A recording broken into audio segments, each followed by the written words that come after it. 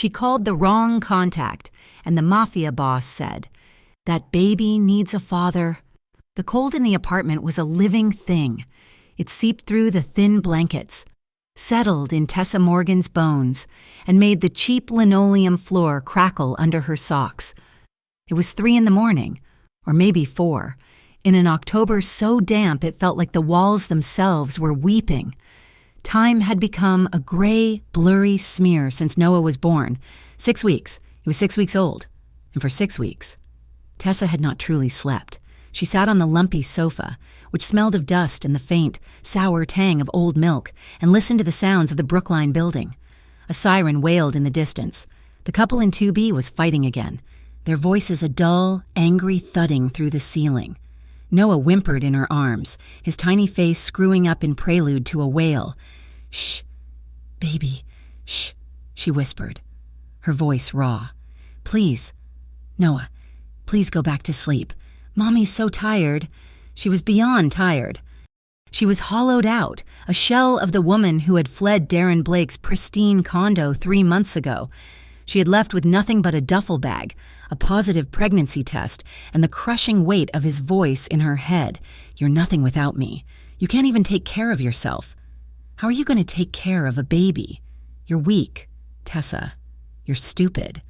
She'd believed him for so long, now isolated and terrified. She was starting to believe him again. The pantry was empty save for a single, crushed packet of oatmeal. The last of the formula was gone, replaced by a can of tap water she'd boiled on the stove. Noah's cries were growing stronger, laced with the sharp, desperate edge of hunger. Tessa's milk had dried up a week ago, her body too starved and stressed to produce. The panic, always simmering just below the surface, began to claw its way up her throat. She had no money, no one. Darren had systematically cut her off from her friends, her family, her job. He had made her an island, and now the tide was coming in. She scrambled for her phone, her fingers clumsy with exhaustion. There had to be someone. She remembered a pamphlet she'd seen at the free clinic, a women's shelter, a place that helped mothers, but the pamphlet was gone, probably used to wipe up a spill. Then she remembered the slip of paper.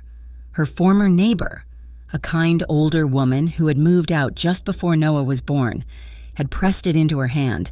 "If you ever need anything," the woman had said, her eyes full of a strange pity. Tessa had shoved it into the pocket of her jeans and forgotten it. She found it now, crammed in the back of a kitchen drawer, under a broken corkscrew. The paper was worn, the number written in elegant, fading blue ink. It probably wasn't the shelter, but it was a number. It was someone. It was a last resort. Her fingers trembled as she dialed. She held her breath, praying for a kind voice, a receptionist, an answering machine. The phone rang twice, a click, and then a voice, deep and smooth as black ice, cut through the silence. "Yes." It wasn't a question, it was a statement. Tessa froze. This was not a shelter. This was not a helpline. This was a man. I, she stammered, Noah's wail building in her arms. "I'm sorry. I'm looking for the shelter. For women." There was a long pause. When he spoke again, his voice was unchanged, but she sensed a deep, coiled stillness on the other end of the line. "Who gave you this number?" A neighbor. I found it. I'm sorry, I dialed the wrong number." "You sound scared." The observation, delivered with zero emotion, terrified her more than any threat. She could hear the edge of hysteria in her own voice. "Please, just forget I called," she whispered. And with a sob, she hung up the phone. She dropped it on the cushion as if it had burned her. Across the river, in a steel and glass penthouse overlooking the Eastview skyline, Luca Romano stared at the receiver. He hadn't moved. His study was silent, paneled in dark wood, the desk a single slab of polished mahogany. He hadn't been asleep. He never slept more than 4 hours. He had been reviewing manifests, shipping routes that had nothing to do with olive oil, no matter what the customs forms said. His private line, the one that sat on his desk, was known to exactly 5 people. None of them was a woman who sounded like she was shattering. I'm looking for the shelter. His first instinct was annoyance, a breach in his security. But beneath that was something else. Intrigue. The tremble in her voice hadn't been just fear. It had been desperation. The kind of desperation that made people do stupid things, or the kind that meant they were trapped. He pressed a single button on his console. His head of security, Vince, picked up before the first ring finished. Vince. Trace the last call to my private line, an apartment in Brookline. Done. Vince's gravelly voice replied. I want eyes on it. Now. I want to know who she is, why she called me, and why she sounded like she was about to break. You got it, boss. Luca hung up. He leaned back in his leather chair and stared at the city lights. He had a family to run, enemies to crush, and 1,000-pound weight of tradition on his shoulders. He did not have time for a wrong number, but he couldn't get the sound of her voice out of his head. The report came 4 hours later, just as the sun was turning the sky a bruised, chemical gray. Vince had been thorough. Tessa Morgan, 24, moved in 3 months ago, paid cash for the first 2 months. Now she's late on the third, no job on file, no visitors, no family. What else? Luca asked, shrugging into a dark, impeccably tailored wool coat. Vince hesitated. One more thing. She's not alone. My guy, Leo, got a look through the window before she drew the blinds. There's a baby. Boss, an infant, look new. Luca paused, his hand on the door. And, Vince continued, his voice lower. Leo said the woman. She was wearing a thin sweater. He saw her arms when she was rocking the kid. She's covered in bruises, old ones, yellow and purple. Looks like finger-width grips. Luca's blood went cold. He was not a good man. He was a man who dealt in violence, who protected his territory with the quiet, efficient brutality it required. But there were lines that Darren Blake, whoever he was, had apparently crossed. Get the car, Luca said. His voice was quiet. It was always quiet when he was furious. The knock on Tessa's door was not a knock. It was a pronouncement. Knock, knock, solid, firm, and patient. Tessa hadn't slept. She was sitting on the floor, rocking Noah, who was now too weak to cry, reduced to pathetic, mewling whimpers. Knock, knock. Her heart leaped into her throat. Darren, he'd found her. He'd come to tell her she'd failed, to take the baby, to drag her back. But Darren didn't knock. Darren kicked. Darren yelled. She crept to the door, her body trembling so violently she could barely see through the peephole. The man on the other side was not Darren. He was tall, dressed in a dark coat that probably cost more than her entire life. His hair was thick and black, his face angular, handsome in a way that was dangerous and severe. He wasn't looking around. He was staring directly at the peephole, as if he knew she was on the other side. He looked calm, but it was the calm of a predator, not of a friend. He didn't knock again, he just waited. Finally, she opened the door, just a crack, the flimsy chain pulled taut. Who are you? Her voice was a reedy whisper. My name is Luca Romano. His voice, the voice from the phone. It was deeper in person, a rumble that vibrated through the cheap wood of the door. I think you called me last night. Her blood ran cold. I told you. It was a mistake. Please go away. I'm not here to hurt you, he said. He looked past her, into the dim, cold apartment. I'm here to ask if you need help.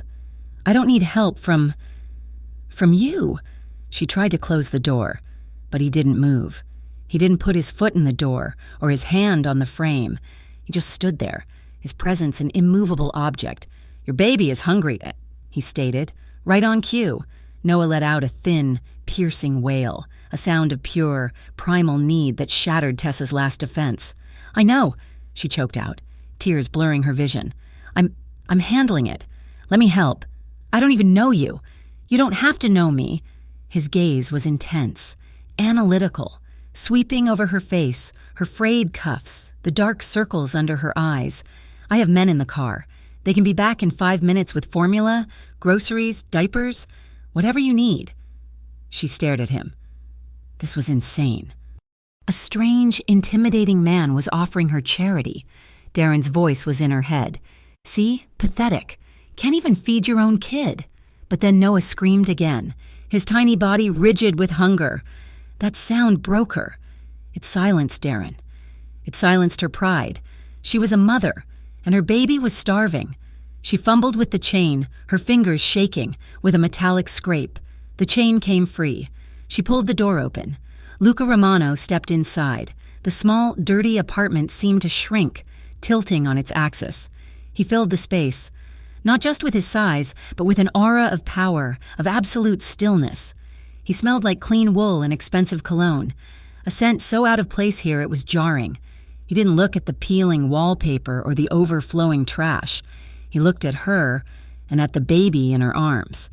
He pulled out his phone and made a call. His voice was low, clipped. Diapers. Size 1. Sensitive formula and food, everything, the basics, 10 minutes. He hung up. The silence that followed was deafening, broken only by Noah's frantic cries.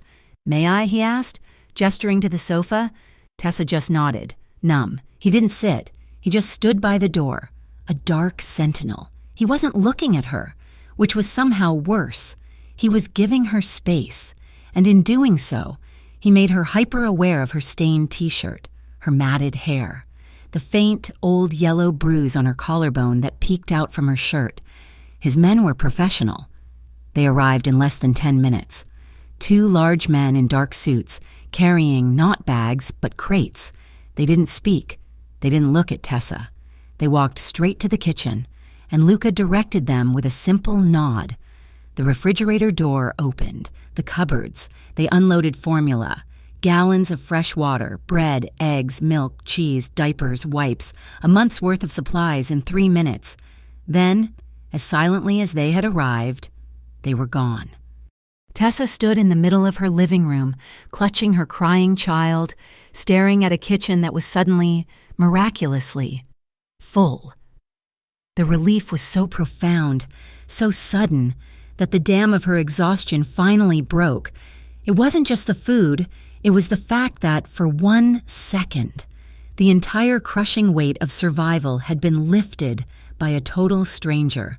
The shame came next, hot and acidic. She was a charity case. She was everything Darren said she was. A sob tore from her throat, a raw, ugly sound. She sank onto the sofa, her body folding in on itself, trying to shield Noah from her own failure. The tears came, hot and fast, for her hunger, for her fear, for the baby she couldn't provide for the man who had broken her so badly she was taking help from a man who looked like he could break the world. She wept, holding Noah so tightly he grunted. Luca watched her. He did not move to comfort her. He did not pat her shoulder or offer platitudes. He just stood, a pillar of quiet intensity, and let her break. When the storm of her sobs quieted to hitched, trembling gasps, he moved. He didn't loom over her. He knelt. In one smooth, fluid motion, Luca Romano dropped to one knee on her filthy linoleum floor. His expensive wool coat brushed against the ground, but he didn't seem to notice. He was level with her now, his dark eyes fixed on her. He looked at her, then at the baby she was clutching. His gaze was unreadable, but it was not unkind. When he spoke, his voice was so soft she barely heard it. "That baby needs a father."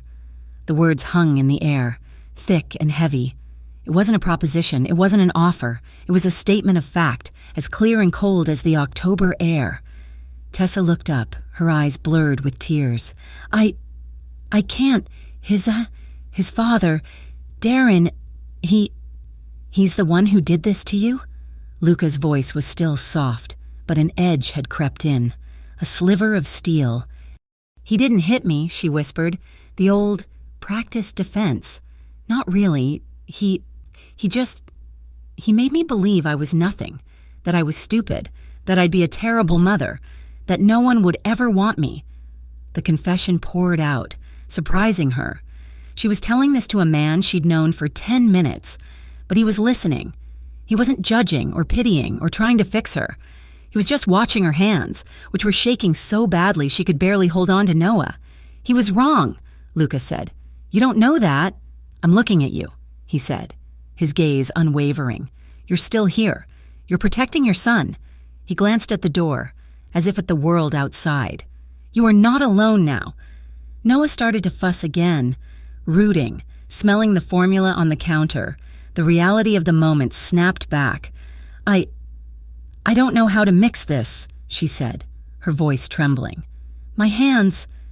Give him to me." Tessa flinched. "Give her baby to this man, this stranger?" "I'll hold him," Luca said, his voice patient. "You make the bottle."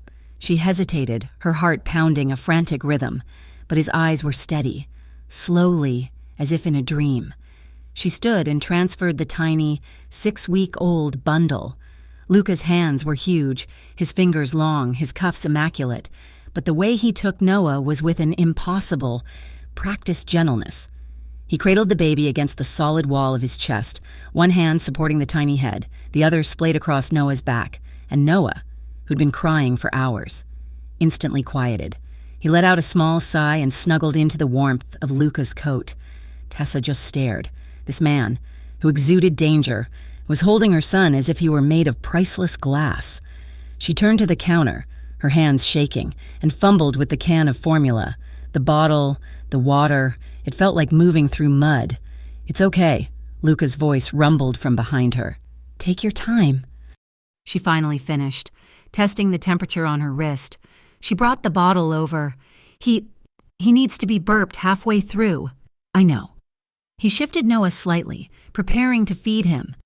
Tessa was standing too close, hovering, her maternal instincts warring with her fear.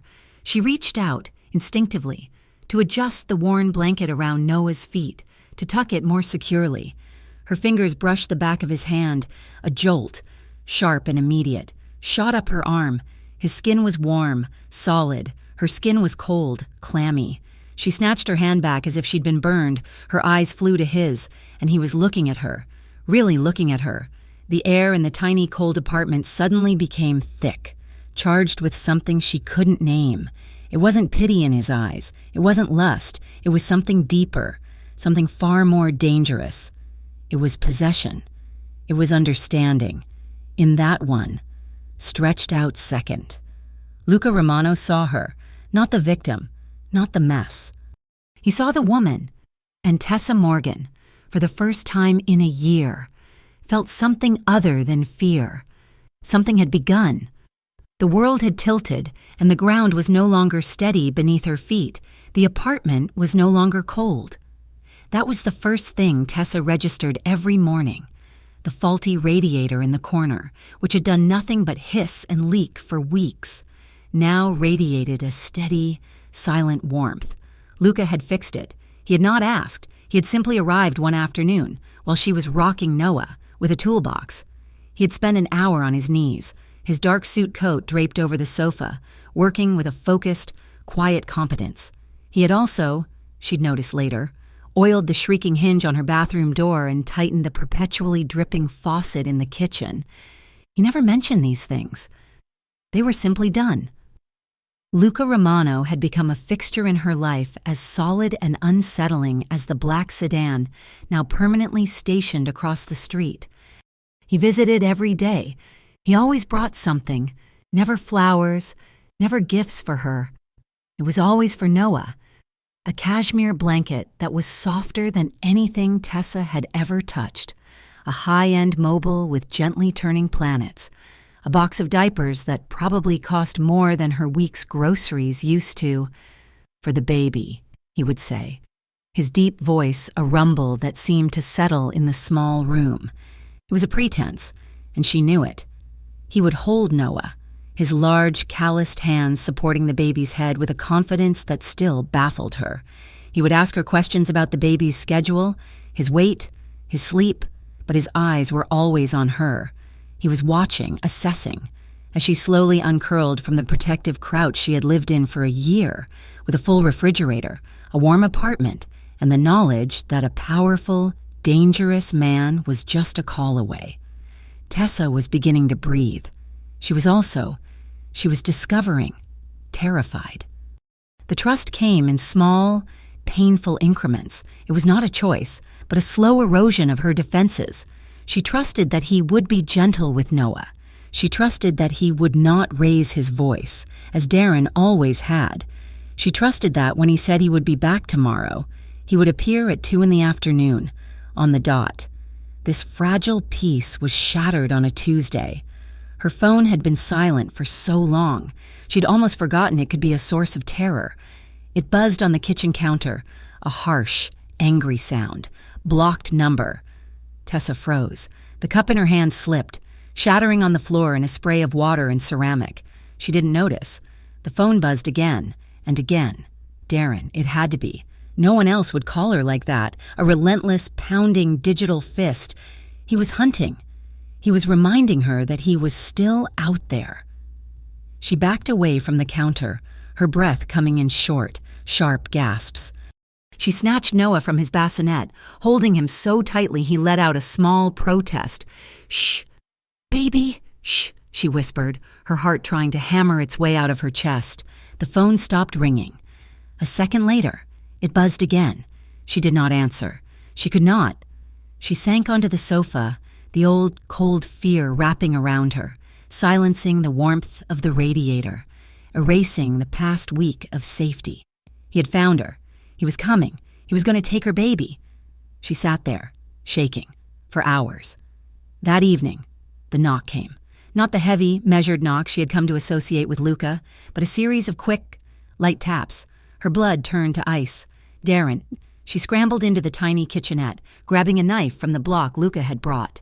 She backed into the darkest corner of the living room, her body shielding the bassinet, the knife held out with a trembling hand.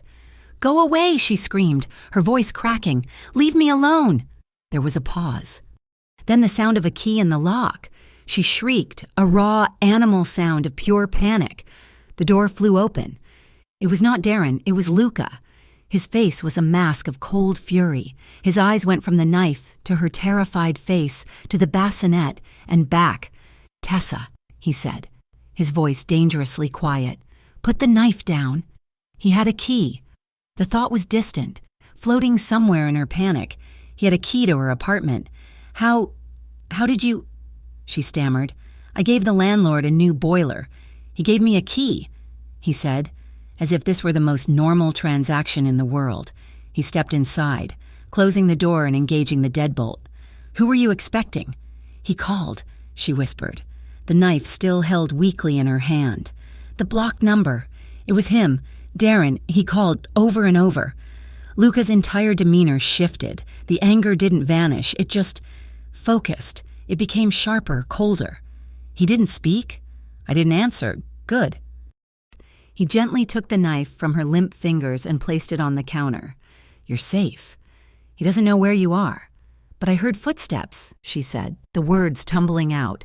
"Before you knocked, I heard them in the hallway. They stopped outside my door. I swear it, Luca, they stopped right there." She was unraveling.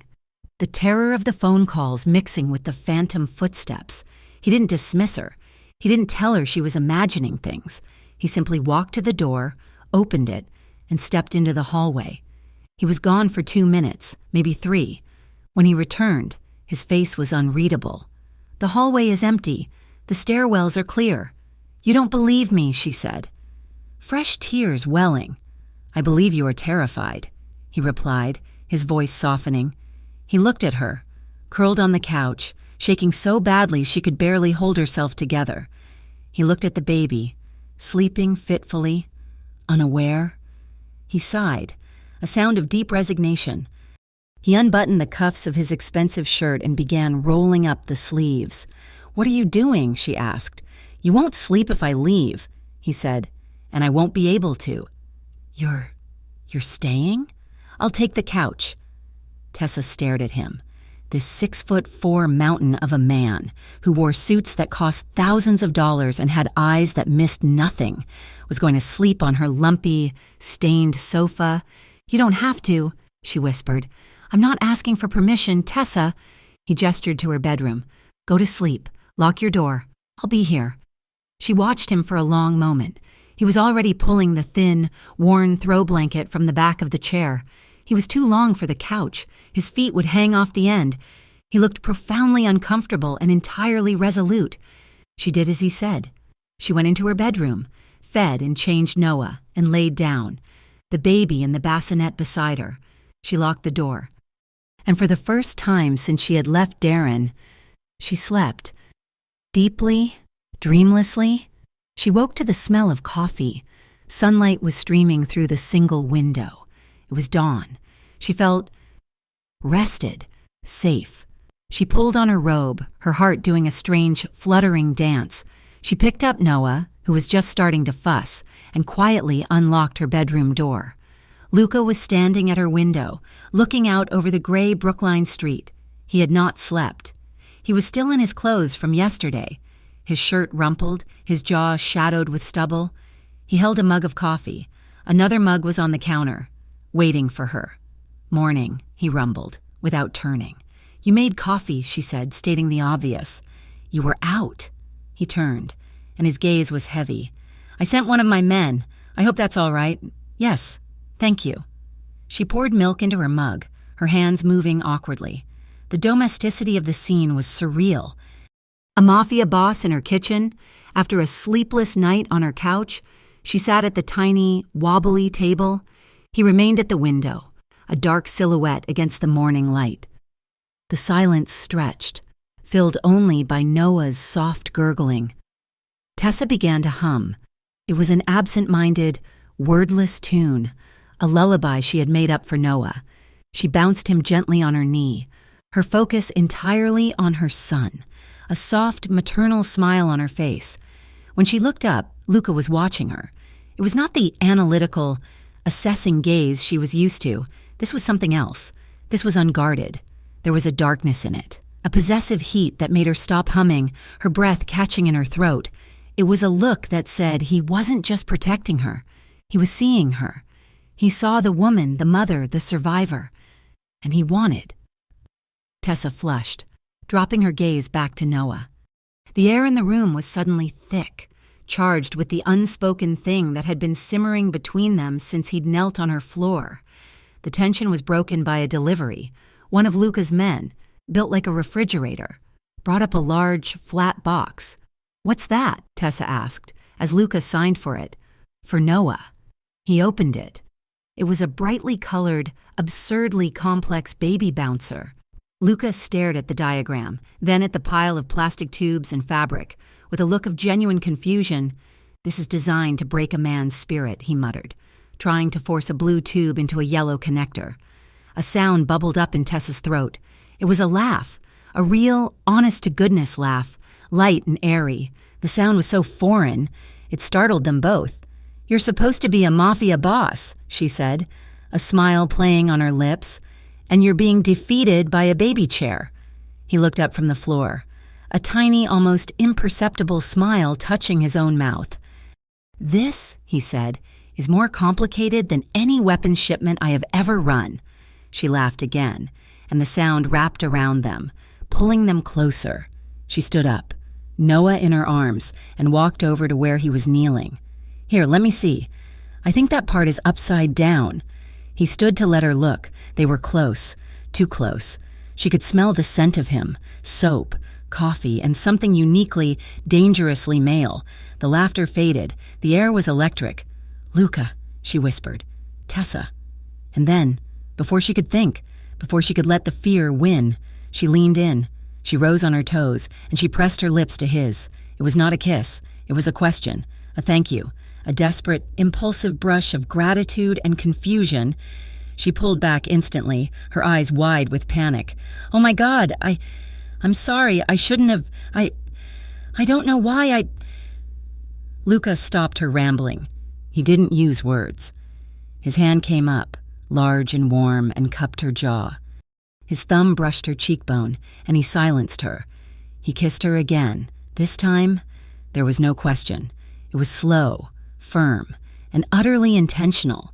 It was not a kiss of passion, but of possession. It was not hurried or hungry, but a deep, profound statement. His lips were firm, moving against hers with a deliberate, claiming pressure. It was a kiss that said, "Yes, this is happening, and you are mine." He tasted like coffee and power. He held her there for a long, heart-stopping moment, his hand steady on her face, and then, just as she felt her knees weaken, he pulled back. He didn't push for more. He didn't holler against him. He just looked at her, his eyes black, his breathing unchanged. "I have to go," he said, his voice rough, and he left. Tessa was reeling. She didn't know what to feel. She touched her lips, which were still tingling. The next morning, she went to take Noah for a walk, to clear her head. Her old, flimsy lock was gone. In its place was a heavy-duty, reinforced steel deadbolt and a new, high-security lock. She opened the door, confused, and looked into the hallway. In the corner of the ceiling, where the wall met the roof, was a small, dark dome, a camera. She stared at it, her heart a cold, heavy lump in her chest. She didn't know whether to be touched or terrified. He had listened. He had believed her about the footsteps. He was protecting her. He was also imprisoning her. When he arrived that afternoon, she was waiting for him. "The locks," she said, her voice tight. "The camera. You'll be safe," he said, as if it were the only explanation needed. This isn't normal, Luca. Your old life was not normal." He gestured around the small apartment. "This is not normal." He stopped, and for the first time, he seemed to be searching for the words. "You were scared. I don't want you to be scared again." "And what if I'm scared of you?" she whispered. His face hardened. "I will never hurt you, Tessa." Darren said that, too. The name hung in the air, a poisonous fog. Luca's jaw tightened so hard a muscle leaped. "I am not him," he bit out. He walked past her and picked up 2 coats. "We're going out." "Where?" "A place of mine. I want to show you something." The place was a private gym, empty and clean, in the basement of a nondescript building. It smelled of rubber mats and clean wood. "What are we doing here?" "I don't want you to be afraid," he said again, shrugging off his coat. "I can't be here every second. The locks are good, but you need to know, in your bones, that you are not weak." He stepped onto the mats. "I'm going to teach you how to defend yourself. I don't know how. I'll show you." He was patient. He taught her how to stand, how to use her own weight. He showed her the weak points on a body. "If someone grabs your wrist," he said, his voice calm, "you don't pull against their strength. You twist against the thumb." He grabbed her wrist to demonstrate. His grip was light, but his hand was so large it circled her arm completely. The jolt was immediate, a callback to their first touch. "Show me," he said. She tried. She was clumsy, weak, again. He was standing behind her now, his body close, guiding her movements.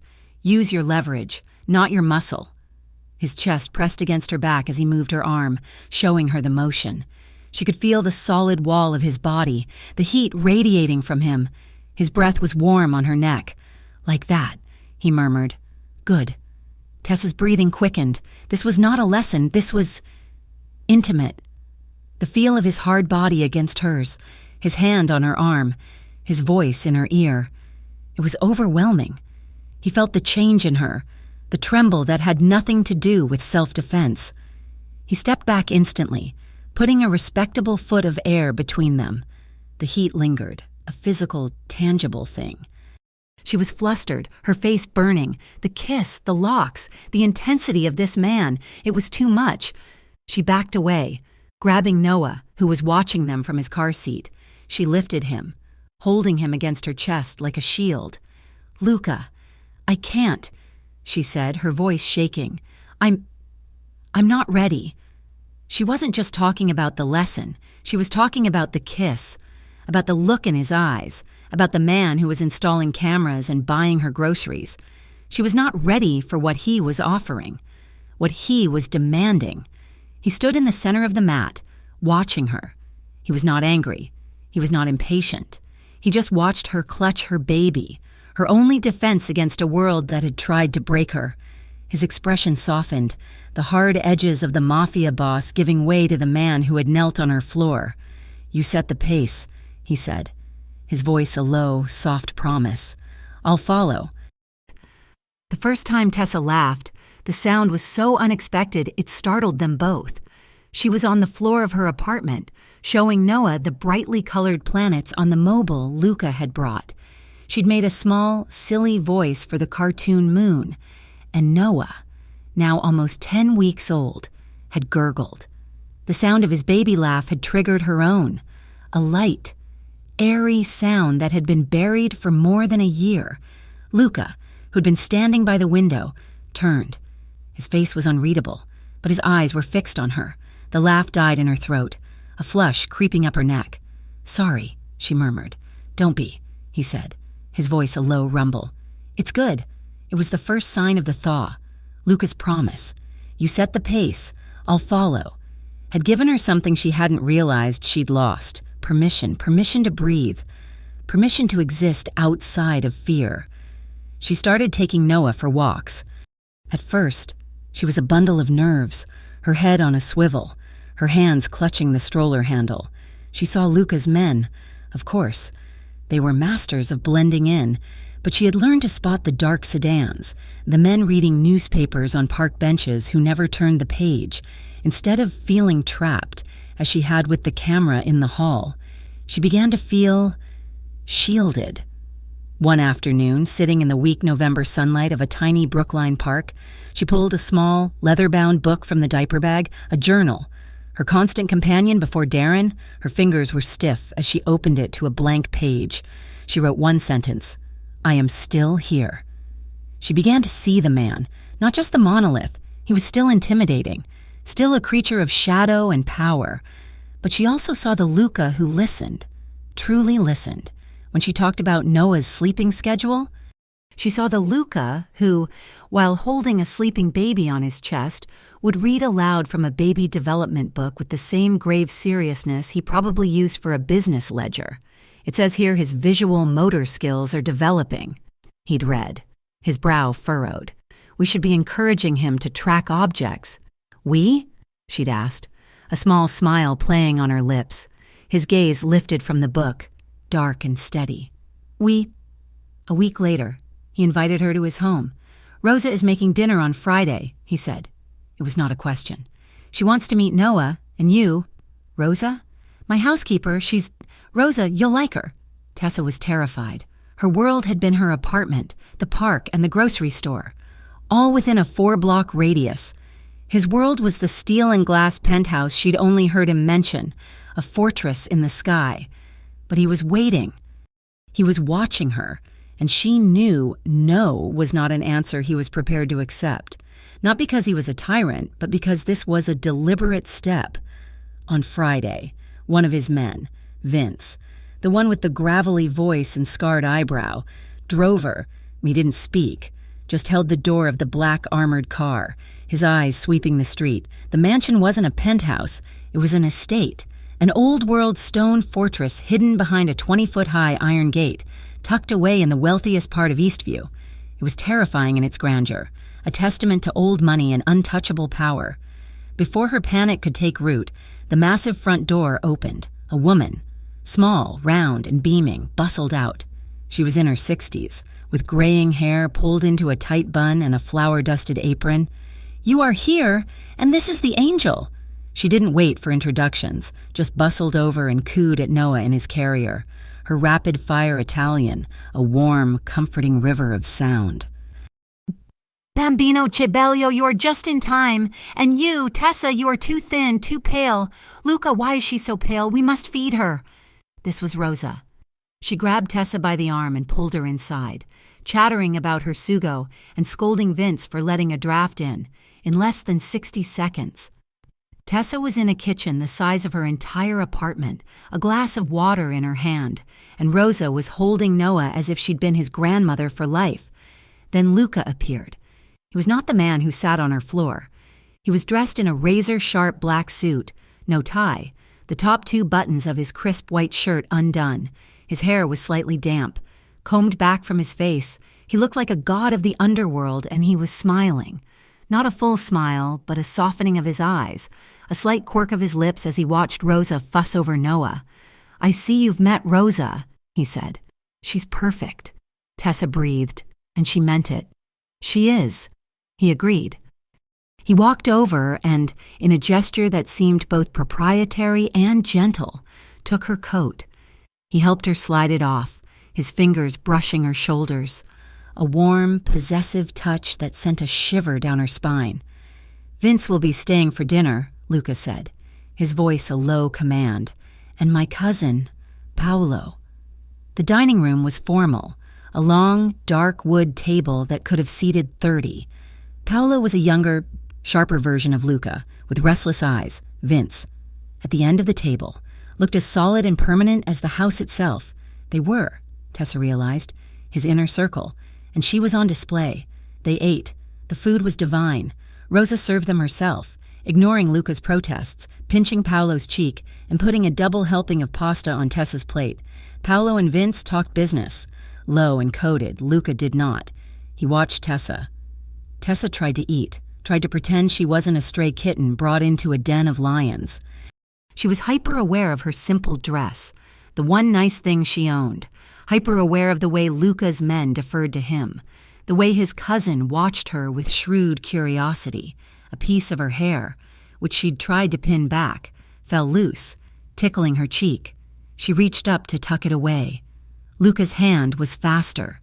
He reached across the small space between them. His movements were slow, deliberate. His men were watching. He didn't care.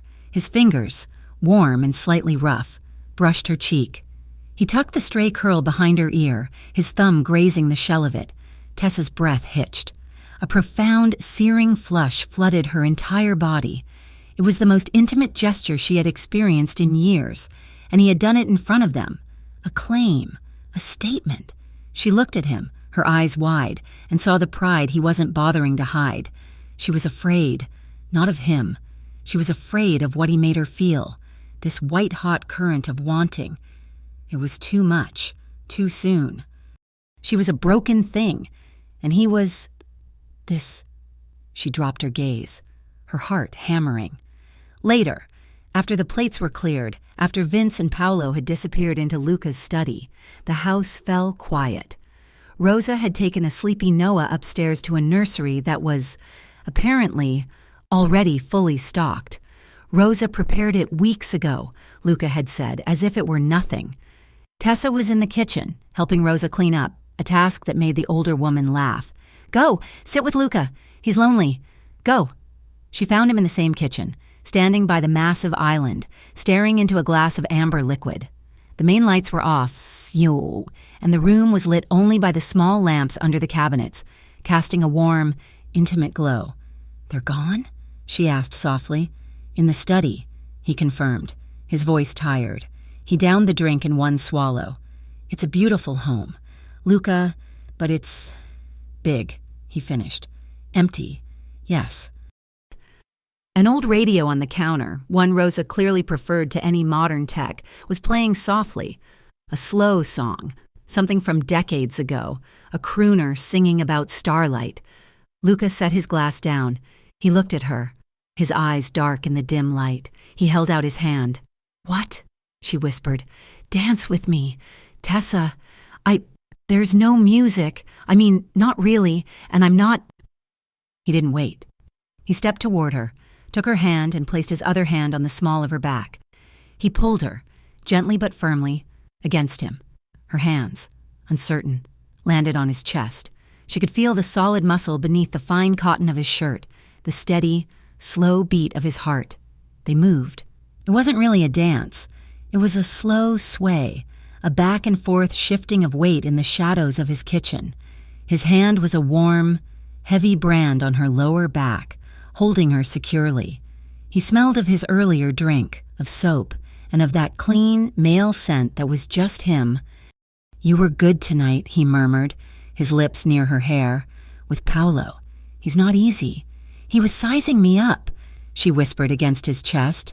He was impressed. She tilted her head back to look at him. "Why did you do that? At dinner? With my hair?"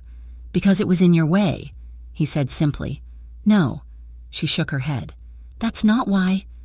His eyes darkened, the hand on her back tightened, pulling her hips flush against his. "No," he agreed, his voice rough. "That's not why." He lowered his head. This kiss was nothing like the first one. That had been a claim. This was a conversation. It was slow, seeking, and deeply hungry. His lips brushed hers, a question. She answered by leaning into him, her fingers curling into his shirt. He groaned, a low sound in his chest, and the kiss deepened. His mouth moved over hers, firm, insistent, tasting her. His tongue traced her bottom lip, and she parted for him, a small, trembling sigh escaping her. His hand slid from her back, up her side, his thumb brushing the swell of her breast through her dress. She gasped at the contact. His other hand came up to cup her face, his thumb stroking her jaw. Her own hand slid up, around his neck, pulling him closer. It was not enough. He broke the kiss only to trail his mouth along her jaw, to the sensitive spot just below her ear. "Luca," she breathed, her head falling back. "Tessa," he whispered back, his voice thick. His hand was on her waist, his other hand in her hair, holding her for his kiss. The heat was coiling low in her belly, a feeling she thought had died forever. He pulled back. His breathing was heavy, his eyes black with a desire that mirrored her own. They were both shaking. He rested his forehead against hers, his eyes closed. "We should stop." "Yes," she whispered, even though every part of her screamed no. "But I don't want to," he admitted, his voice raw. He kissed her one more time, a hard, fast kiss, full of a frustration that was almost painful, and then he let her go. The tension remained, a living thing between them. Meanwhile, 300 miles away, Darren Blake stared at his laptop. He was in a motel room that smelled of stale cigarettes and despair. He'd been hunting. He'd known she was stupid, but he hadn't thought she was this stupid. She had used her old, forgotten Spotify account, the account he paid for, the one linked to his family plan, and for the last 2 weeks, the account had been active, playing, of all things, lullabies. He'd run a trace on the IP address. It wasn't a public library. It wasn't a shelter. It was a residential block, Brookline. He smiled, a slow, thin, cruel smile. He grabbed his keys and his jacket. It was time to go get what was his. Tessa knew nothing of this. She only knew the gentle Luca, the one who had respected her unspoken no in the kitchen. A few days later, she was back at her apartment, sitting on the sofa with Luca, Noah sleeping between them. She felt safe enough, finally, to speak.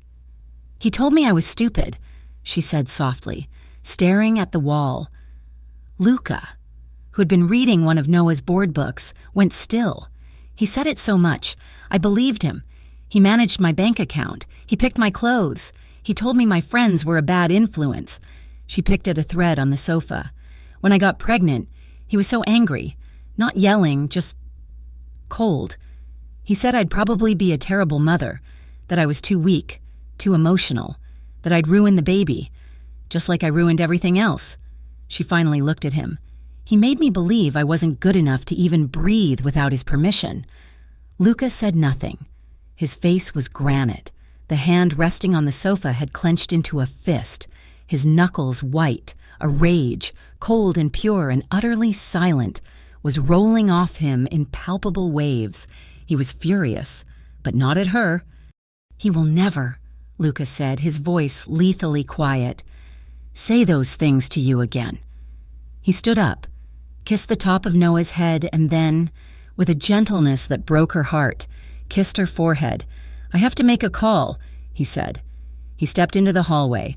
Tessa didn't hear him, but he was on the phone with Vince. "I want him found. I want to know everything, and double the detail on her building. I want a car at the front and the back. 24/7, am I clear?" But all Tessa saw was the man who returned, sat back down and picked up the board book about the fuzzy duck. The storm hit that night, a violent, angry slash of rain and wind that rattled the old windows in her apartment. With it, her phone buzzed. Blocked number. It was 2 a.m. The wind howled. The phone buzzed again and again. The fear was instantaneous. The safety she'd felt evaporated. She was back in that motel, that first night, alone and pregnant. The walls of the apartment, her safe haven, suddenly felt like a trap.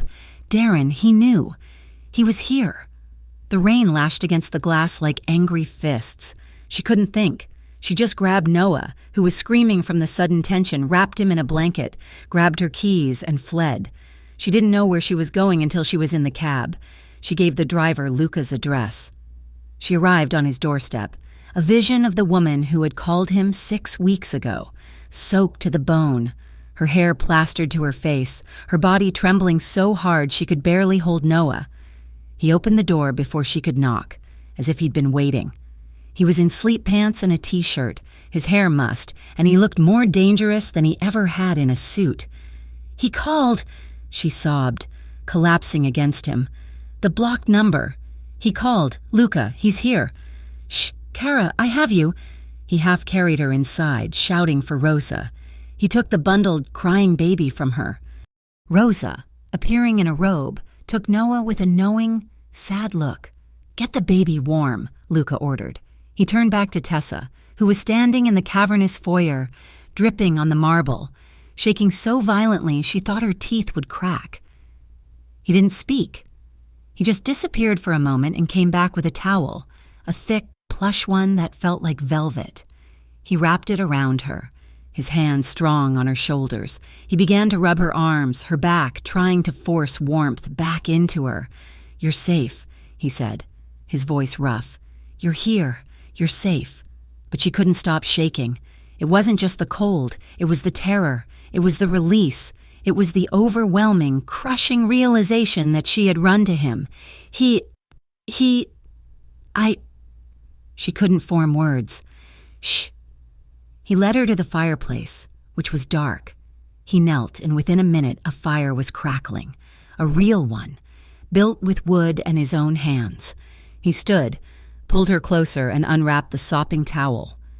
He pulled a thick cashmere blanket from the back of a sofa and wrapped her in that, his hands moving over her, firm and comforting. "Tessa, look at me." She did. Her eyes were huge, dark with terror and a dozen other emotions. "He cannot get to you here," he said. "But he won't touch you." He cupped her face, his hands warm from the fire. "I won't let him."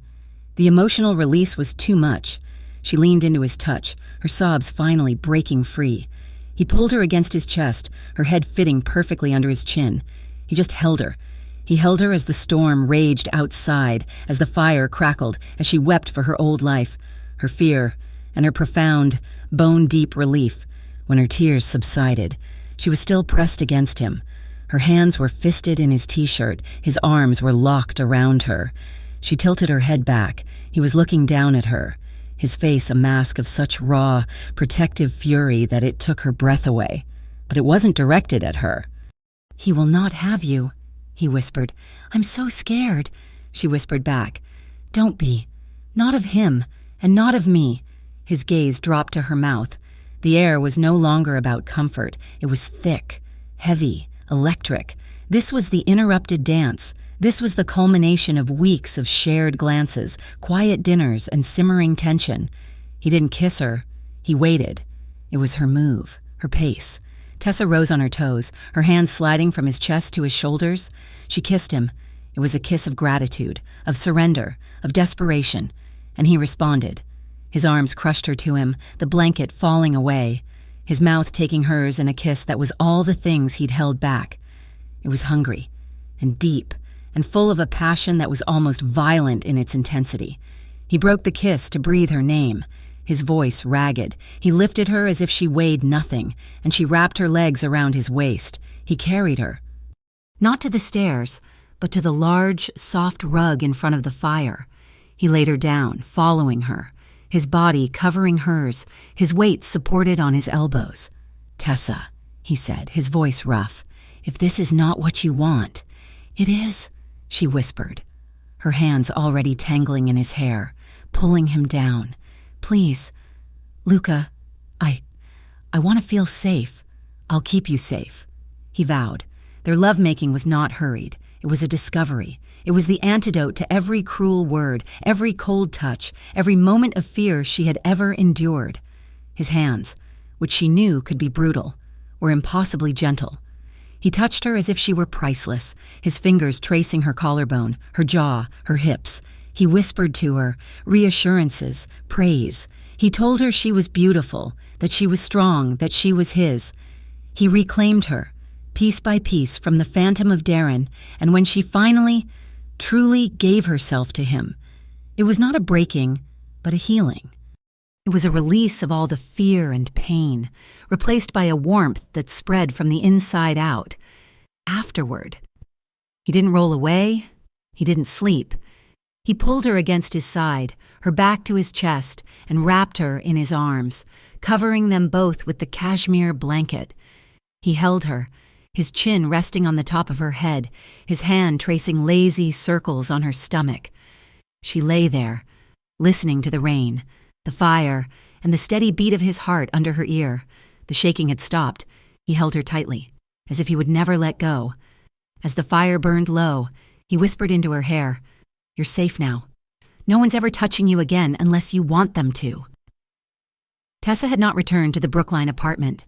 It was an unspoken understanding. She and Noah were now living in Luca's stone fortress, a gilded cage so beautiful it almost felt like freedom.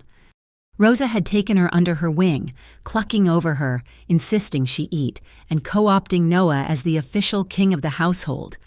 Tessa felt safer than she had in her entire life. She also felt as if she were living in a dream, one she was terrified to wake from. Luca's world was one of quiet commands and absolute, unnerving loyalty. Men in dark suits, like Vince and Paolo, came and went from his study, their voices always low, their faces grim. They treated her with a profound, almost baffling respect. She realized, not just a guest, she was his guest.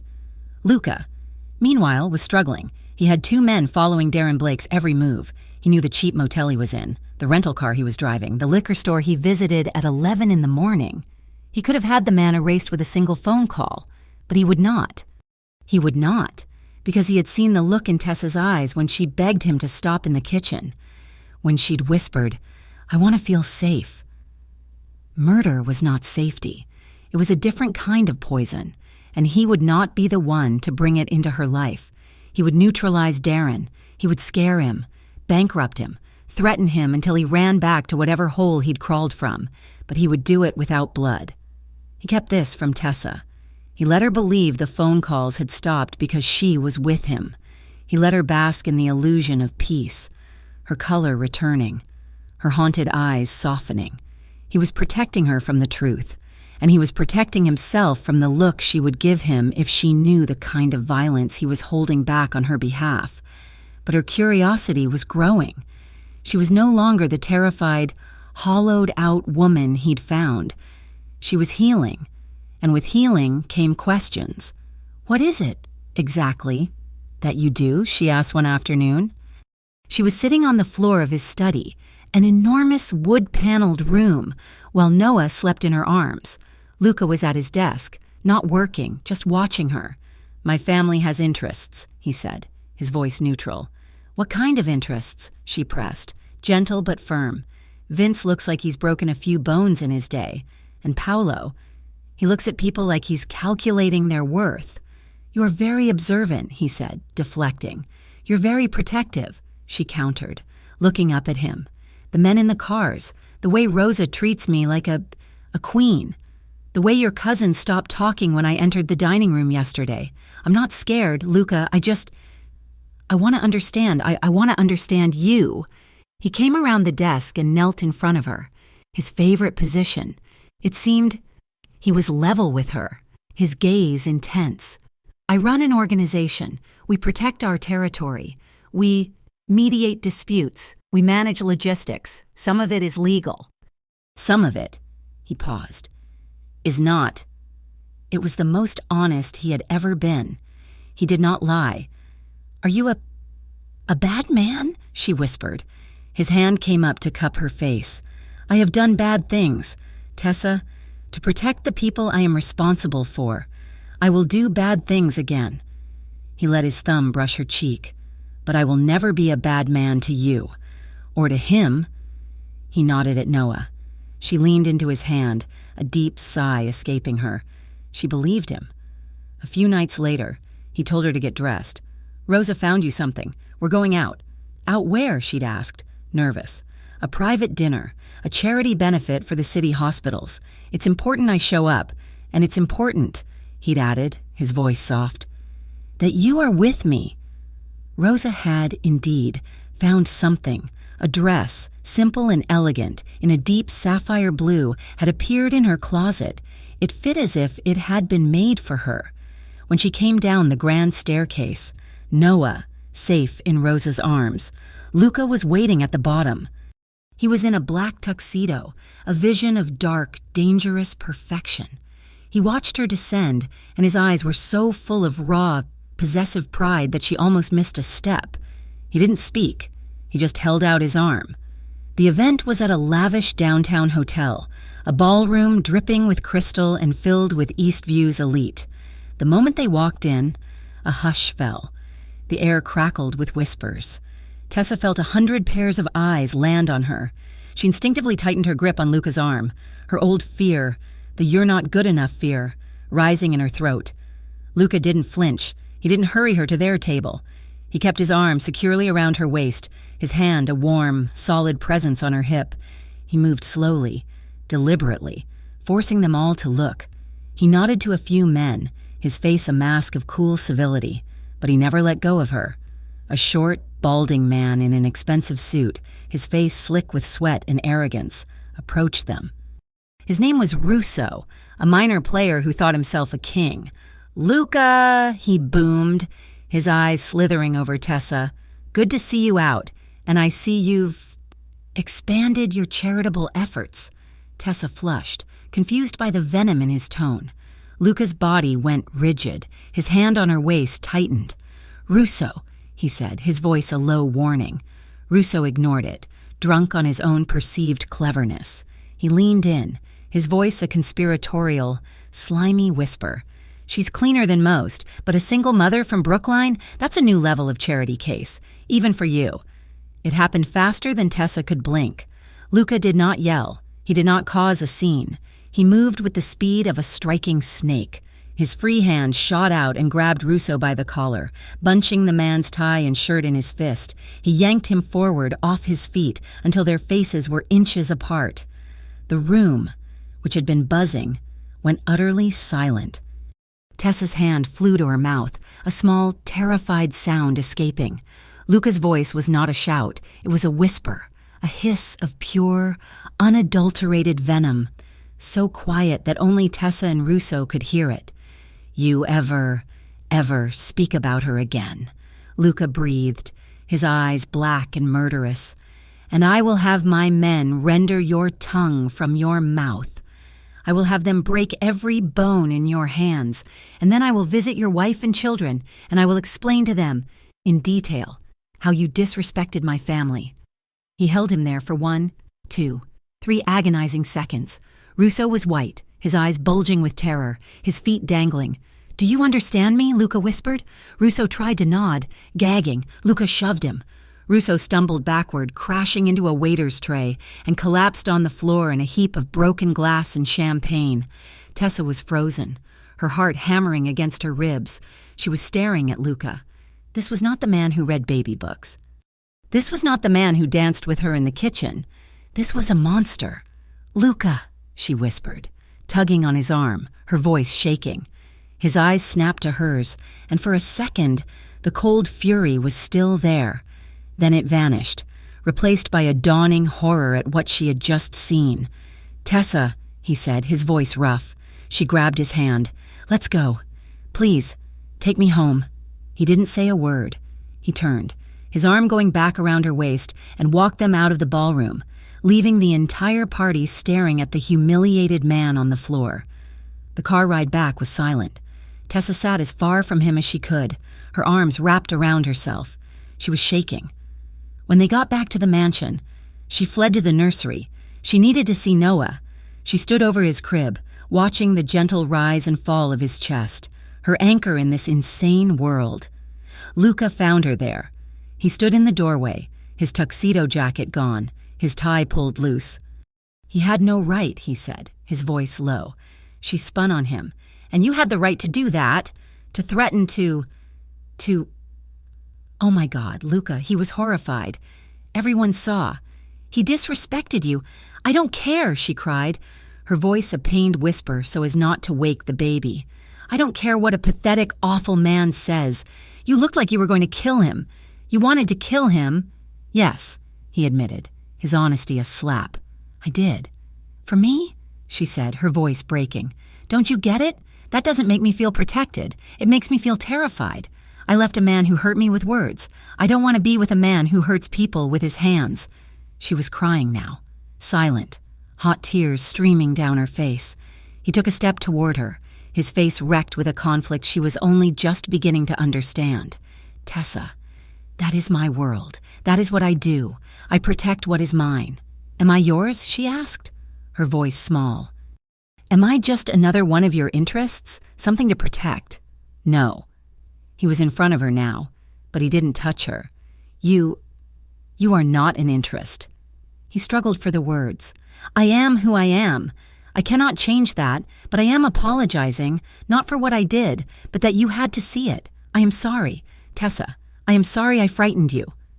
She looked at him, at this powerful, violent man who was apologizing to her, who was letting her yell at him in his own home. He said, I was your family, Luca said, his voice raw. He was right.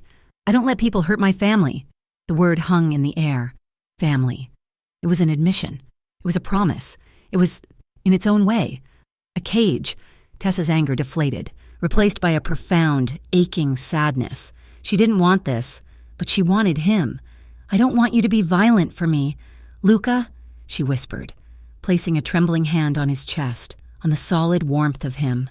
I don't want that part of your world. It's a part of me, he said, his voice grim as he covered her hand with his. But I will try.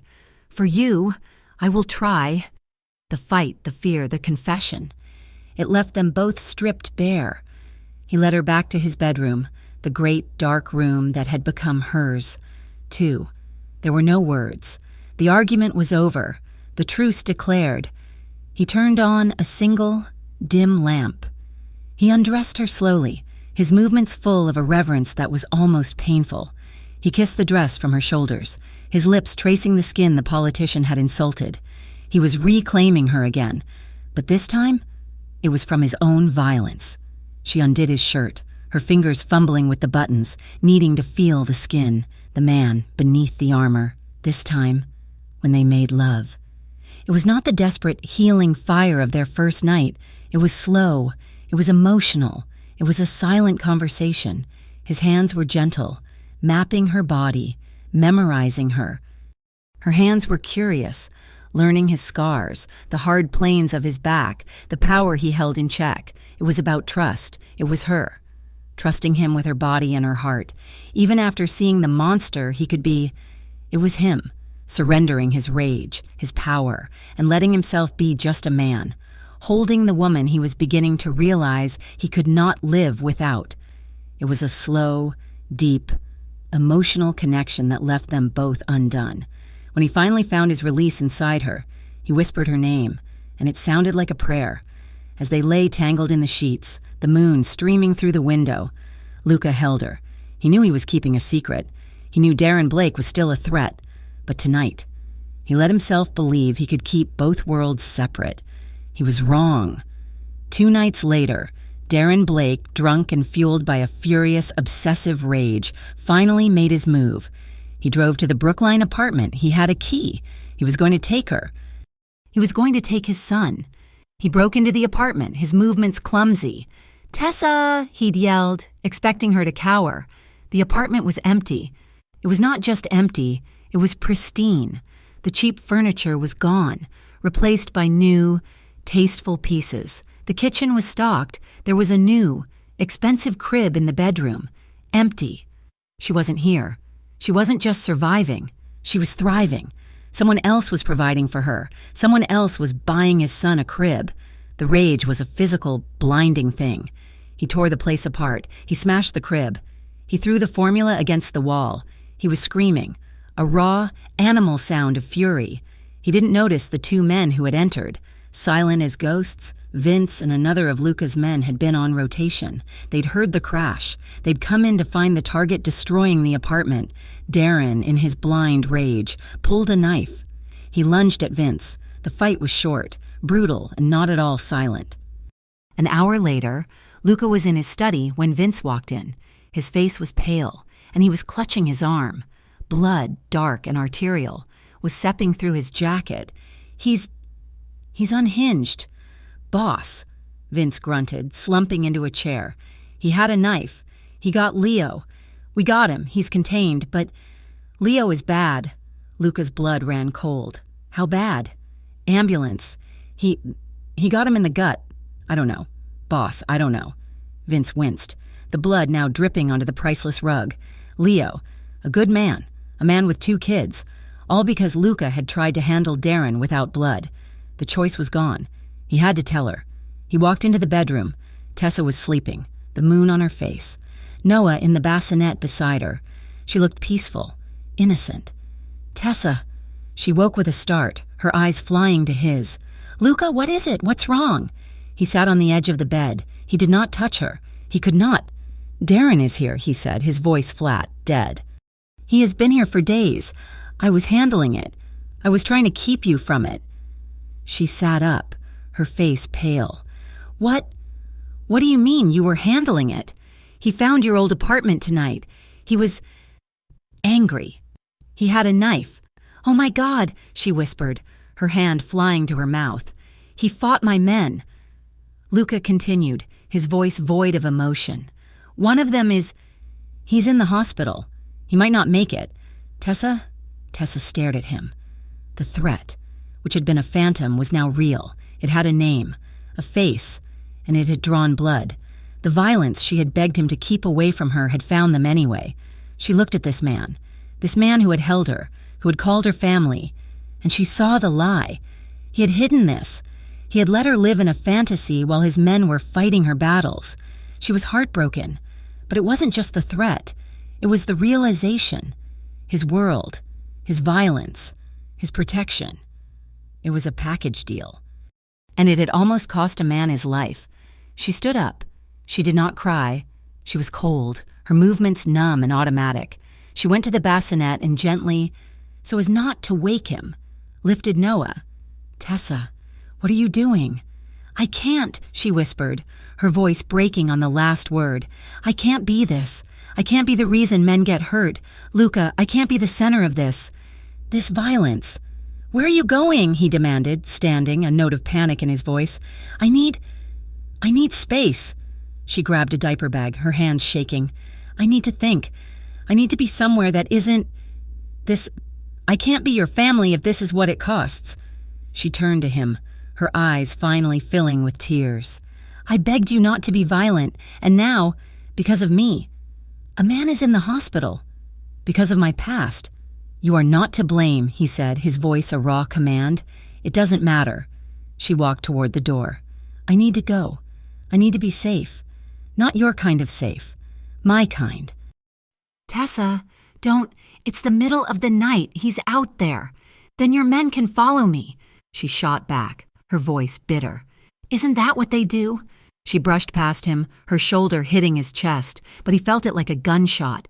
He watched, frozen, as the woman he loved, the woman he had tried to protect, took her son and walked out of his room, out of his life. He was left alone in the dark, with the knowledge that in his attempt to keep her innocent, he had lost her completely.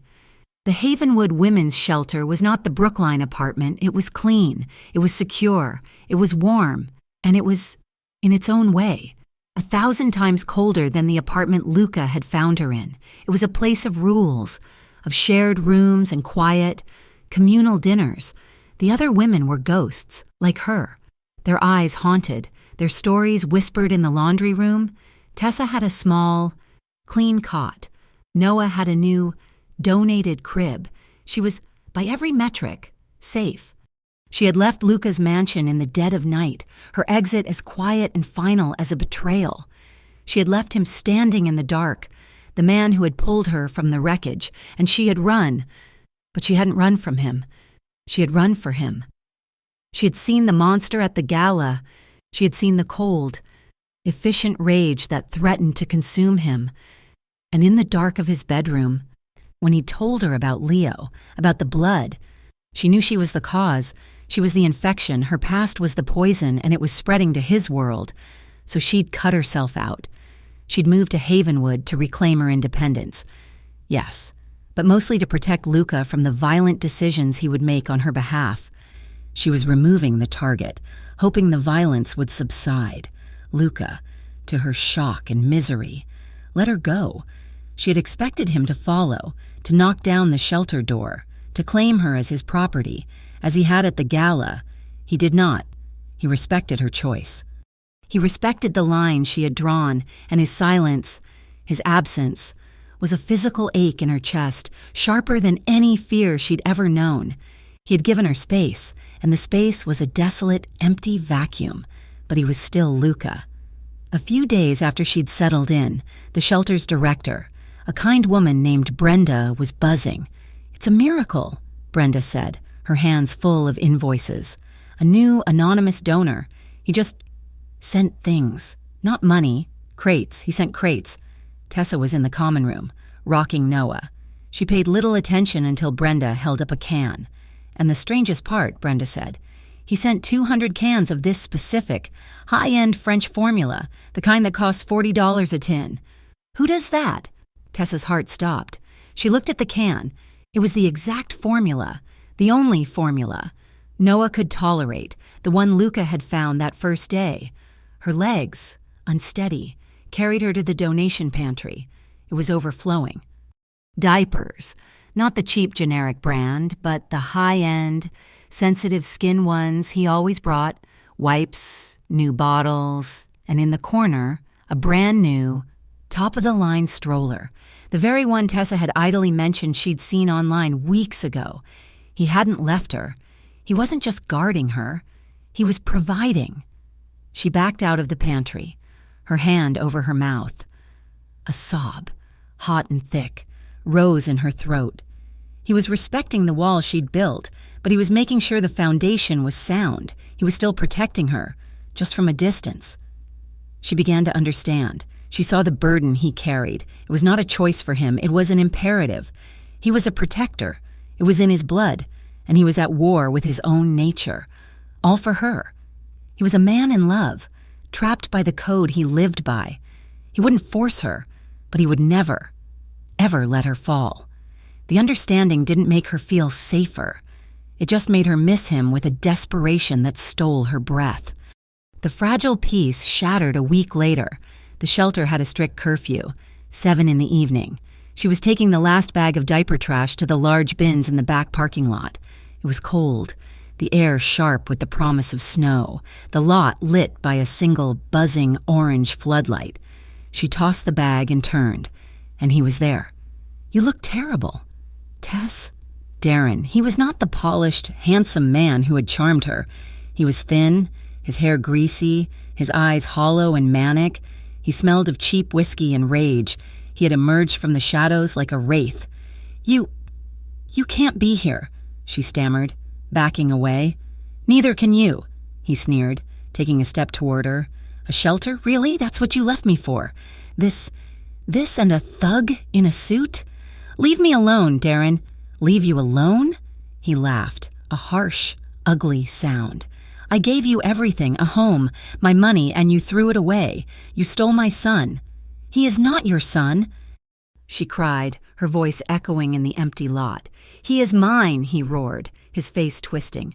"You are mine, and I am here to take back what's mine." He lunged. He grabbed her, his fingers biting into her arms, the same bruises, the same spots. The old, paralyzing terror washed over her, but she was not the same woman. She used what Luca had taught her. She didn't pull away. She twisted hard against his thumbs. He grunted in surprise as his grip broke. She stomped her heel, hard on his instep. He howled, more in rage than pain, and stumbled back. It bought her 1 second. She didn't run. She ripped her phone from her pocket, her fingers, shaking, hit the one number she knew by heart. Luca picked up on the first ring. He didn't say hello. "He's here!" she screamed, her voice cracking. "He's at the shelter, Havenwood, the back lot. Luca, he's here!" Darren, seeing the phone, seeing her defiance, lost the last of his reason. "You... bitch." "You call him." He lunged again, not to grab her, but to hit her. A black sedan, its lights off, screeched into the lot, its engine a roar. It mounted the curb, its headlights flashing on, pinning Darren in their glare like a terrified animal. The driver's door flew open before the car had fully stopped. Luca. He was not in a suit. He was in dark jeans and a black Henley, and he looked like the god of death. He was moving, a blur of focused, cold fury. "Get away from her, Darren!" His voice was not a yell. It was a death sentence. "You!" Darren spat, his fear eclipsed by his pathetic, misplaced rage. "You're the one. You're the one who took her. She's mine." "She was never yours," Luca said, his voice deadly calm as he moved, placing himself, as he always did. Between Tessa and the threat, Darren saw Luca's size, his stillness, and he knew. He was a cornered rat. He pulled the knife, the same knife that had tasted Leo's blood. "I'll kill you!" Darren shrieked. "I'll kill you both!"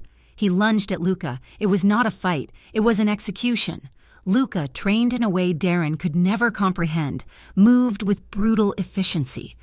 He met the knife arm, not with his body, but with his own arm, a block that snapped Darren's wrist with an audible crack. Darren screamed, a high-pitched, pathetic sound. The knife clattered to the asphalt. But Luca wasn't finished. The sight of the knife, the proximity to Tessa, the knowledge of his man bleeding in a hospital. It all broke the dam. He hit Darren, a single solid punch to the jaw. The sound of it, a wet, heavy thud, made Tessa cry out. Darren collapsed, but Luca's rage, held in check for weeks, was a living, breathing thing. He followed Darren to the ground. He grabbed the front of his jacket and hit him again. And again, he was not just defending, he was ending. He saw the knife on the ground. He reached for it.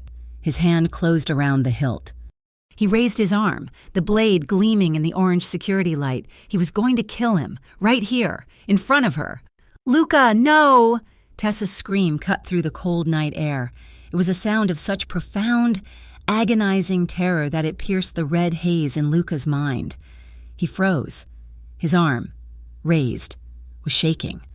Not from exertion, but from the sheer, violent force of will it took to hold back.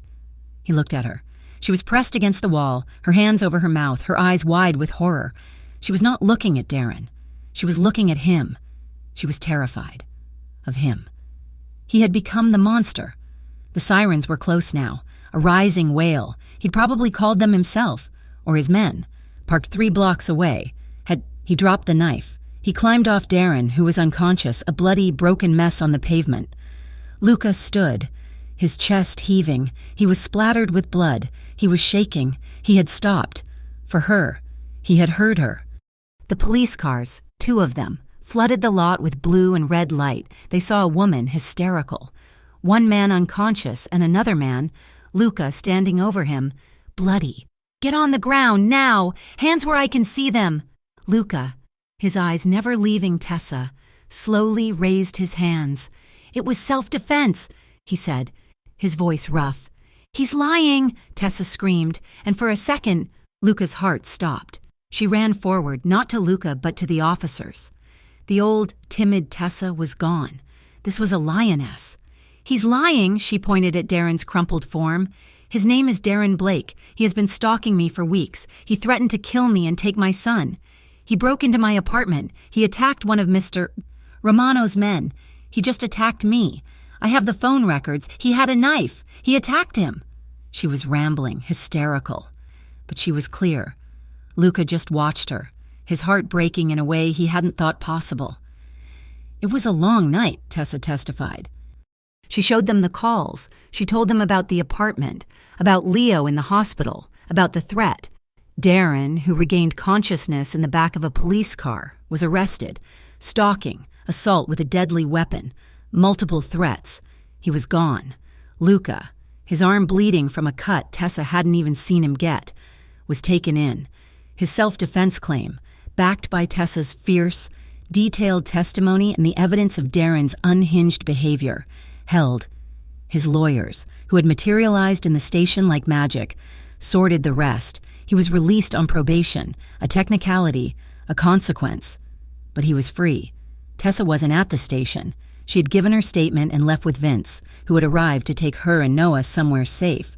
But she hadn't gone back to the mansion. The next morning, Luca was in a private hospital room. The knife had grazed him, a deep, 10-inch slice along his forearm that had required 30 stitches. He was in scrubs, his arm bandaged, staring out the window at the gray city. He had won. He had ended the threat, and he was sure, lost her for good. He had shown her the animal. The door opened. Tessa stood there. She was not crying. She was not shaking. She was holding Noah, her face pale but resolute. She walked to his bedside. He couldn't speak. His throat was too tight. "I ran," she said, her voice soft, but not weak. "I ran because I was so scared of what you are. I was scared of the violence, of the man I saw at the gala. I thought I had to protect you from yourself." She looked at his bandaged arm. "But last night," she continued, her voice trembling just once, "last night, I wasn't scared of you. I was just scared, and I called you, and you came." She met his gaze, her eyes searching his. "You stopped. Luca, he was right there. You had every reason, and you stopped." A single tear traced a path down her cheek. "You stopped for me." "Tessa," he whispered, his voice cracking. "I love you," she said, the words a quiet vow. "I was so wrong. I have never, ever felt safer in my entire life than I did in that parking lot, even with the blood, even with the knife, because you were there, and you let me be the one to stop you." He was crying. The man who never showed emotion, the mafia boss, was crying. He reached for her with his good hand, and she took it, her fingers lacing with his. They cried together, for the fear, for the blood, for the release. She sat on the edge of the bed, shifting Noah in her arms. She brought the baby, her son, to his bedside. Noah was awake, his little eyes wide, looking at the strange man in the bed. Tessa looked at Luca, her eyes full of a love that was no longer afraid. "You were right," she whispered, her voice thick. "That first day, in my apartment, you were right." She took his hand and placed it on Noah's small, warm head. "This baby needs a father." The house was not a fortress of stone, and it was not a fourth-floor prison of cheap drywall. It was, Tessa had decided, a home. It was a 2-story farmhouse, old but completely restored, set on 10 acres of rolling hills, 20 minutes outside of Eastview.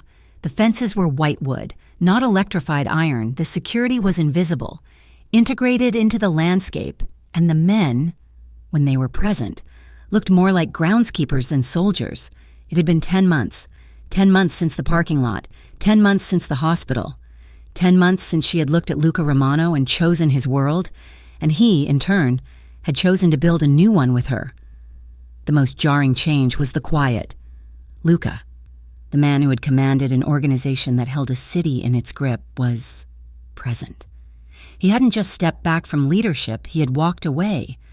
Tessa had been there, standing in the kitchen, when the transition had happened. His cousin, Paolo, all sharp edges and restless energy, had come for dinner. It was not a plea, it was a command. "You're giving it to me?" Paolo had asked, incredulous, his wine glass halfway to his mouth. "You've earned it," Luca had said, his voice calm. He was bouncing Noah, who was then 6 months old, on his knee. "The family trusts you. The infrastructure is yours. The old ways, the ones that draw blood in headlines, are finished. You run it clean. You run it smart, or I will come back." The threat was there, a sliver of the old steel, but it was a failsafe, not a promise. Paolo, seeing the sincerity, seeing the baby in his cousin's arms, had simply nodded. He was now the boss, and Luca was a father. Tessa, meanwhile, had found her own voice. 3 days a week, she drove into the city, not to a high-rise, but to a small, unassuming brick building, Havenwood, the shelter that had taken her in. "You're sure?"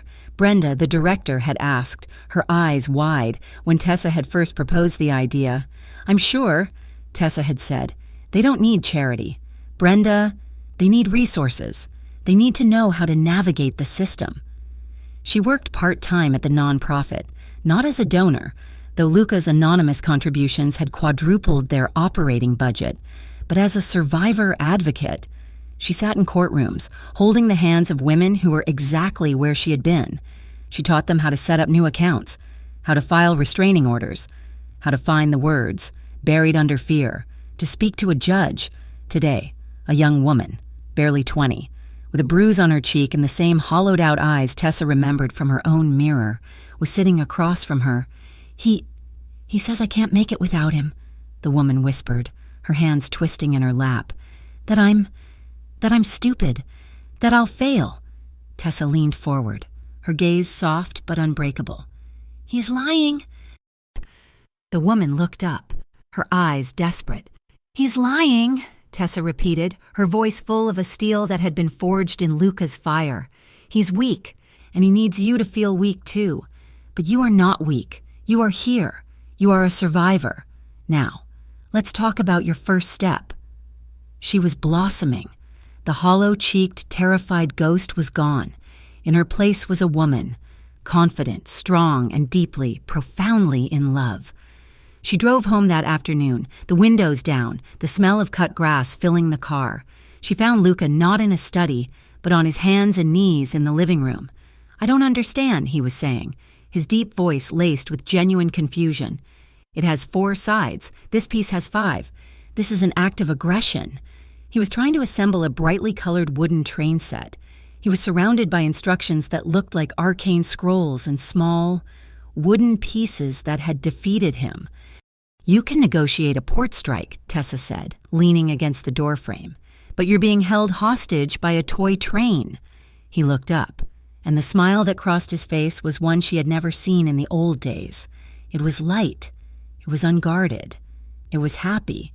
"It's a conspiracy," he said, sitting back on his heels. "Rosa is in on it. She bought it. She knows I can't build it. Or," Tessa said, walking over and kissing the top of his head, "you could just read the instructions." "I am." He held up the paper. "It's in Swedish." Tessa laughed, a full, easy sound. "Where's Noah?" "On the porch, with me," Luca said, tapping his ear, where a high-tech baby monitor was nestled. "He's asleep." "Good." She sat on the floor, her legs crossed, and picked up the offending 5-sided piece. "Because you and I have a date tonight." "We do?" "We do. Rosa is coming at 7. We are going to dinner, a real dinner, with cloth napkins and no high chair." He watched her, his gaze turning from amused to intense. He moved from the floor to the sofa, pulling her with him. She landed in his lap, her arms instantly going around his neck. "I like our dinners with a high chair," he murmured, his face burying in her hair. "Me too," she whispered, "but I also like you." This was their new intimacy. The fire was still there, a constant, simmering heat beneath the surface, but it was no longer the desperate, healing burn of their first weeks. It was a slow, deep, emotional connection, built on shared glances, on midnight feedings, on the absolute, unshakable trust they had forged in violence and fear. Their love scenes were now quiet conversations, touches that lingered, hands held across the dinner table. It was the presence of him, the solid, constant weight of him in her life that she craved.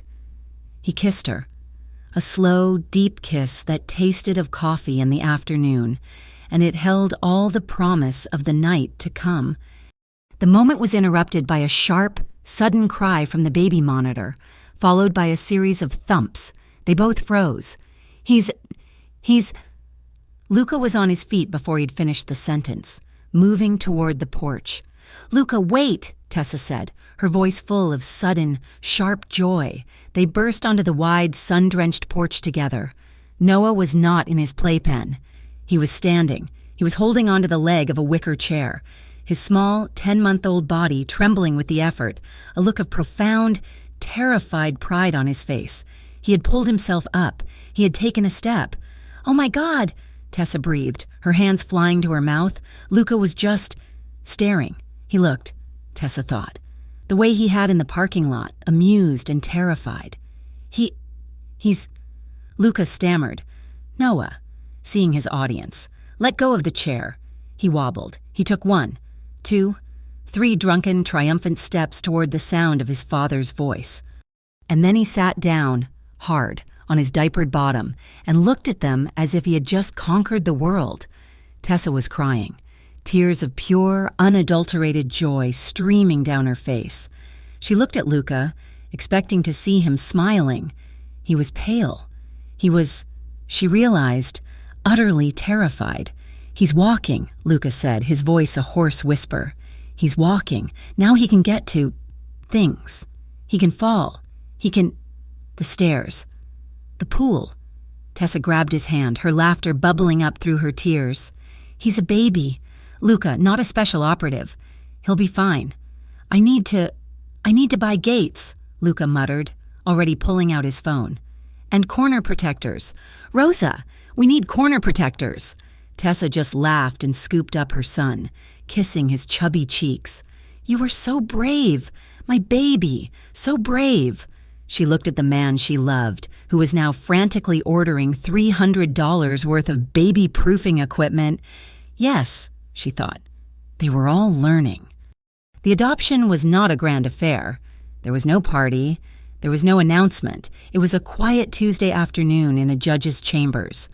Tessa wore a simple blue dress, the same one she had worn to the gala, the one he had defended. Luca was in a suit, not as armor but as a sign of respect. Noah, blissfully unaware, was wearing a tiny, absurdly formal sweater vest. The judge, a woman with kind eyes and graying hair, looked over the paperwork. Darren Blake had signed away his rights in prison, a transaction handled by Luca's lawyers that had been swift and, Tessa suspected, highly coercive. The paperwork is in order, the judge said, smiling. The home study was, and I quote, exemplary. Though I've never seen a home study that included a 3-page analysis of peripheral security. Tessa flushed. Luca just nodded, his face impassive. Mr. Romano, the judge said, her voice gentle, you are a man of some renown in this city. You are not this child's biological relative. This is a significant step. She leaned forward. For the record, the court just needs a simple answer. Why are you adopting this child? Tessa held her breath. She looked at Luca. He did not look at the judge. He looked at Tessa, and then he looked at Noah, who was sleepily rubbing his face against Luca's shoulder.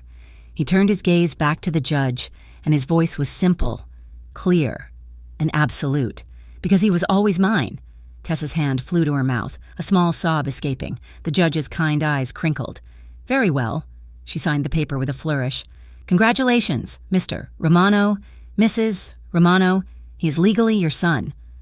They walked out into the hallway, the heavy doors closing behind them, sealing their new reality. Tessa was leaning against him, her head on his shoulder, her heart too full to speak. Did you hear that? She whispered, her voice thick with unshed tears. She called me Mrs. Romano. She did, Luca said, his voice rough. He stopped her in the empty, quiet hallway. He was holding their son. Tessa looked up at him, at this man who had saved her, who had terrified her, who had healed her. When he said that, she whispered, her hand coming up to rest on his heart. When he said Noah was always his. She choked on the words, and the tears finally fell. And so was I. He kissed her then, in the sterile hallway of the courthouse, a kiss that was a promise, a contract, a vow. It was the sealing of a family. That night, the rain came. It was not the violent, angry storm of her past, but a soft, steady drum against the roof, a rhythmic, comforting sound. The house was quiet. The day had been long, emotional. They had given Noah his bath, read him a story about a fuzzy duck, and put him to bed in his crib. But at 2 a.m, a small cry came from the nursery. Tessa started to move, but Luca's hand was on her arm. I'll get him. She watched him pad out of the room, his strong back disappearing into the dark. He returned a minute later, not alone. He was carrying Noah, who was not sick, not hungry, but just awake. Luca climbed back into the large, warm bed. He settled Noah in the space between them. The baby, smelling his mother and his father, let out a deep, contented sigh and fell instantly asleep. Tessa lay on her side, watching them in the dim moonlight. Luca lay on his back, one arm on his chest. He looked at her, and his eyes, in the dark, were full of a peace she had never thought to see. He slowly, carefully, lifted his other arm, the one not near the baby. He stretched it out, his hand open. Tessa moved. She shifted closer, laying her head on his shoulder, fitting herself against his side. His arm came down, wrapping around her, pulling her close. He was holding them both, his son, his wife, the three of them lay there, a small, perfect triangle in the middle of the large bed. The rain fell, the house was warm. She dialed the wrong number that night, but somehow it had led her to exactly where she was meant to be. Thank you so much for listening to our story. We hope you enjoyed it. Where in the world are you listening from? We would love for you to let us know in the comments. Please be sure to subscribe to Mafia Romance Stories for more content just like this. And if you have a moment, share your thoughts in English. Your support means the world to us.